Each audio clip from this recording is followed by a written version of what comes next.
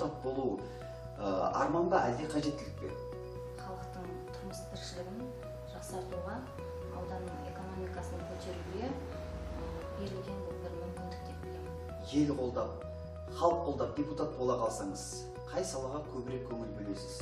Қазіргі таңдағы атқарып жатқан жеке кәсіпкерлік саласында қызмет көрсету ауқымын кеңейтіп,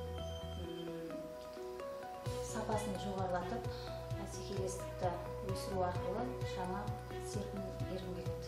Өзіңізді қолдап, дауыс берген сайлаушыларыңызға сенімін ақтай алмай қалудан қорықпайсыз ба? Өз-өзіңізге қаншалықты сенімдісіз? Жоқ, қорықпаймын. Мен өз-өзіме сенімдім. Ешқашан қорықпаймын да. Мақтаарал ауданында қай салаларда жедел түрде шешілуі тиіс өзекті мәселе көп? Ағын су мәселесін тездетіп, дер кезінде жеткізу керек.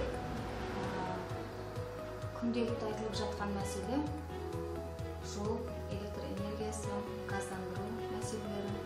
Елге жасар жақсылықты депутат болмай да жасай беруге болмай ма? Депутатсыз да болады. Осы күнге дейін қолымнан келгенше жәрдем беріп келе жатырмын. Мандаттың қаншалықты пайдасы бар?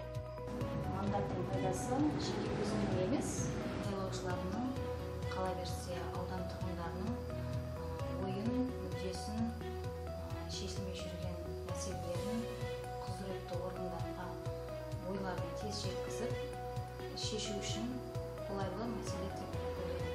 Енді өзіңіздің сайлаушыларыңызға не айтасыз? Құрметті Мақтаарал ауданының тұрғындары және Нұр Отан партиясының мүшелері. Мен өзім нәзік жанды болсам да, ер азаматтарменен қатарласып жұмыс істеп, иық тіресіп келе жатырмын. Қарапайым халықтың жағдайын жасауға өзімнің білімім де, мүмкіндігім де жетеді. Маған дауыс беріңіздер. Мен сіздердің сенімдеріңізді ақтаймын. Ал, олай болса, сұхбатыңызға көп рахмет.